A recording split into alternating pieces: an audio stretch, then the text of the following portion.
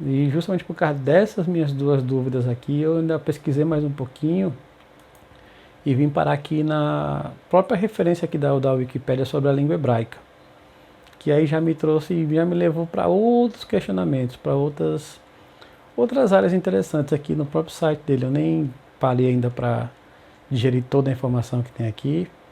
Eu peguei só essa parte do começo que já me levou para muitas outras coisas que eu quero que você também pesquise e ver se dá para chegar à mesma conclusão.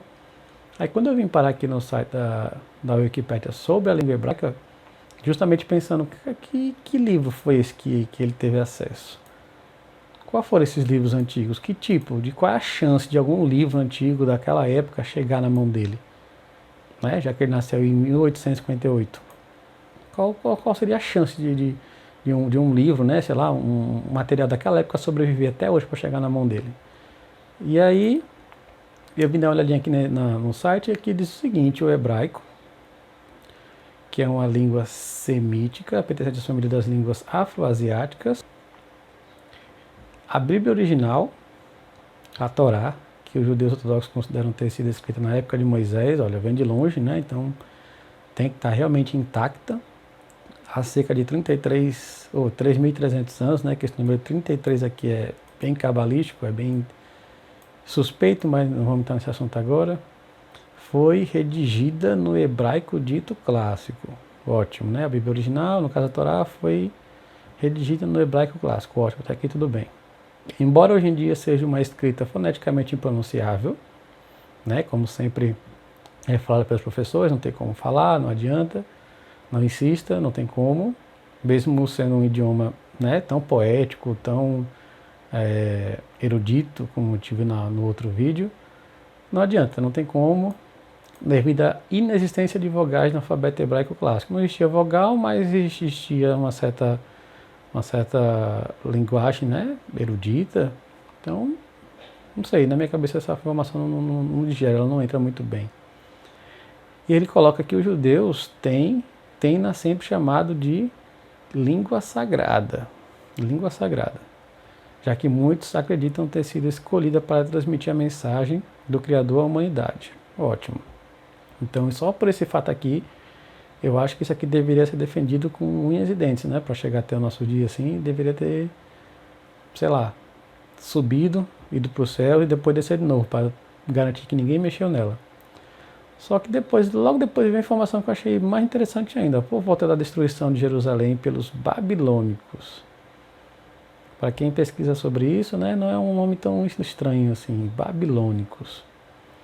Por volta da destruição de Jerusalém pelos babilônicos em 587 a.C. do Mashiach, preste atenção nessa data, o hebraico clássico foi substituído. O hebraico clássico, deixa eu repetir, o hebraico clássico foi substituído no uso diário pelo aramaico. Procure saber também de onde vem o aramaico, né? Como foi, por que essa substituição? Por que será que foi essa substituição? Quando houve a destruição, né, os babilônicos automaticamente impuseram o que? O seu idioma. Ou seja, já começou a haver uma certa influência aqui, né? Já deixou de ser aquela linguagem pura, a língua sagrada pura, para receber influência dos babilônicos através do quê? Do aramaico. Então já abriu um pequeno parênteses aqui, ó, ele foi substituído no uso diário, né?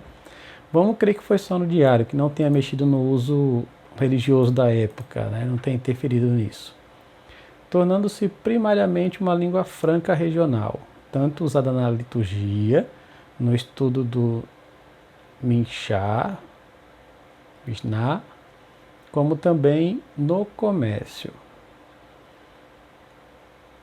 Esse uso diário ele já envolveu, né, um estudo aqui que eu acho que não envolve comércio, não envolve o dia a dia, não envolve assim. Então quer dizer que o aramaico ele virou o quê? Primariamente a língua franca regional, tanto na liturgia. Mas essa parte não envolve comércio, não envolve dia a dia, né? Envolve um caráter religioso. Então quer dizer que o aramaico acabou se tornando primariamente uma língua franca regional, tanto usado na liturgia. O aramaico ele acabou entrando na liturgia também, que deveria ser mantido sagrado, deveria ser mantido puro.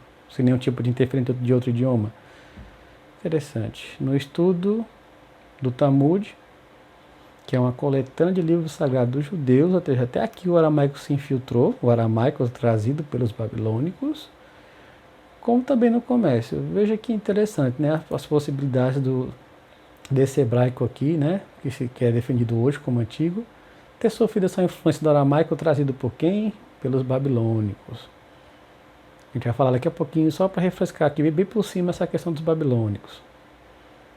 O hebraico renasceu como língua falada durante o século XIX, como a gente já sabe, né? Através do bem, no começo do século XX, com o hebraico moderno adotando alguns elementos do idioma árabe para o moderno, viu? Teve influência do quê? Dos idiomas árabes, ladino, yiddish e outras línguas que acompanham a diáspora judaica. Olha a salada de fruta aí que teve de influência para chegar nesse moderno, que não é o nosso caso, não é o que nos interessa. Como língua falada pela maioria dos habitantes do Estado de Israel, hoje em dia no caso, do qual é a língua oficial primária. Beleza. Até aí tudo bem. Mas como a gente vê aqui que é o assunto que nos interessa, que é a parte justamente religiosa, essa parte que mais nos interessa aqui é como o aramaico, trazido pelos babilônicos, entraram tanto na liturgia, como no estudo tão religioso, né, de livros centrais da fé judaica, tudo. Como é que esse aramaico assim entrou através desse babilônico? O que será que os babilônios trouxeram com o aramaico para influenciar? Até na liturgia, né? Porque não ficava só no comércio, porque não ficou só no dia a dia, porque tinha que entrar nessas duas áreas. Se você clicar até aqui nesse próprio link da Wikipédia falando sobre os babilônios, você é levado para falar sobre isso, o segundo império babilônico, ou no caso o império neobabilônico. Assim, pra gente já não é muito estranho, né? Já não é tão... Qualquer pessoa que pesquisou sempre leva a esse assunto aqui, né? A Torre de Babel, Babilônia. Então, todo mundo já conhece a história da torre, que segundo Gênesis, para explicar as diferentes línguas faladas no mundo, de acordo com a história, era uniforme na geração dos seguintes do grande dilúvio, falando um único idioma e migrando para o Oriente. Vai para a terra de Shinar, nesse caso, combinam construir uma cidade e uma torre, autossuficiente para alcançar o céu, observando a cidade e a torre. O Criador mistura suas vozes para que eles não possam entender uns aos outros, e os dispersa por todo mundo. A história todo mundo conhece.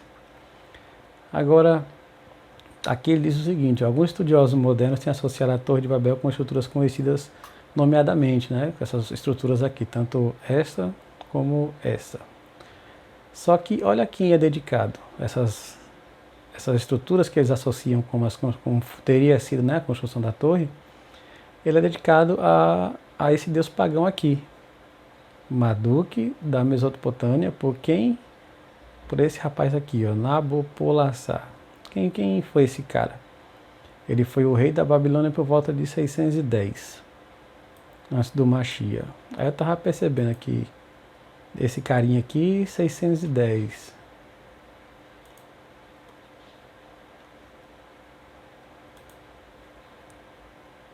Sei, 587, não está tão distante as datas, né? Então eu fiquei pensando, quem sabe esse cara não esteja por dentro, né, da destruição de Jerusalém? Quem sabe esse cara não estava envolvido aqui nessa, porque está bem próximo à época. E aí, quando você pesquisa um pouquinho mais sobre o Império Babilônico, que tem falando aqui, ó, é uma época de 626 a 539, então ele já ficou dentro desse tempo aqui, em que os caldeus dominaram a região. Neste tempo governou Nabucodonosor II, que no caso foi o sucessor daquele que a gente vai falar dele agora, e outros até a conquista pelo Império Aquemênida. Aí olha que interessante que a gente falou aqui desse rapaz aqui, da época da dedicação desses templos aqui, dessa forma de construir torre, né? Dedicado a esse Marduk aqui, da Mesopotâmia por esse rapaz. E esse rapazinho, ele aparece aqui, ó. E o mais interessante com relação até a passagem dele aqui, né, com relação a isso, que é a minha intenção aqui é mostrar de que forma, né, esse aramaico deles poderia ou não, né, estar um pouquinho contaminado com as coisas do inimigo, a gente vê aqui a formação do segundo Império Babilônico ocorreu no ano de 612, antes do Mashiach, após os caldeus terem derrotado os assírios. A Babilônia passou a ser dominada pelos caldeus. Com a morte do rei assírio, o governante da Babilônia, Nabopolassar, você lembra que é aquele lá, reafirmou alianças com povos medos e persas e concretizou a derrota assíria. Ou seja, o cara fez parceria com quem? Com esse pessoal aqui, ó. Depois dá uma pesquisadinha sobre esses impérios aqui, para você ter uma noção de quais foram essas parcerias, né, essas alianças que ele formou. As primeiras cidades que os caldeus tomaram após a derrota dos assírios foram essas duas cidades aqui, que tinham a maior biblioteca da antiguidade. Olha que interessante, logo que tinha a maior biblioteca, ou seja, a maior fonte de informação, né, guardada, reunida. Com a destruição, surgiu o intitulado Segundo Império Babilônico, pois foi o segundo império, após a queda do Império Paleo-Babilônico, que também é interessante saber esse tempo, como ele funcionou, que teve como capital a cidade de Babilônia, né, bem conhecida, não precisa nem explicar muito aqui, 604 a 561, antes do Mashiach. Então, esse carinha aqui foi que eu achei bem interessante aqui a história dele. Depois você pode ler, para não ficar muito extenso aqui, mas aqui você tem uma pequena noção de quem era esse rei, né, e de que forma poderia ter chegado esse hebraico que ficou em cima do hebraico da época, né, o aramaico que era falado por eles, de que forma poderia influenciar.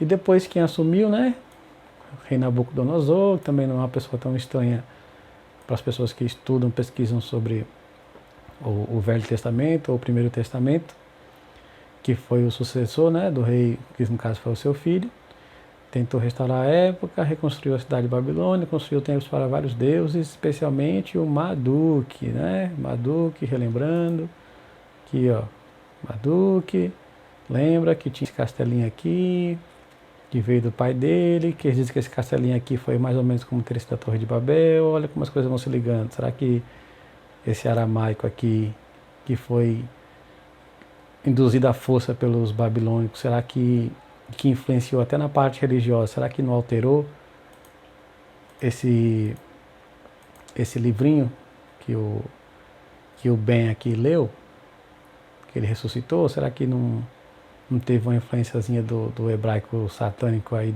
aliás, do aramaico satânico desse império? Será que não teve?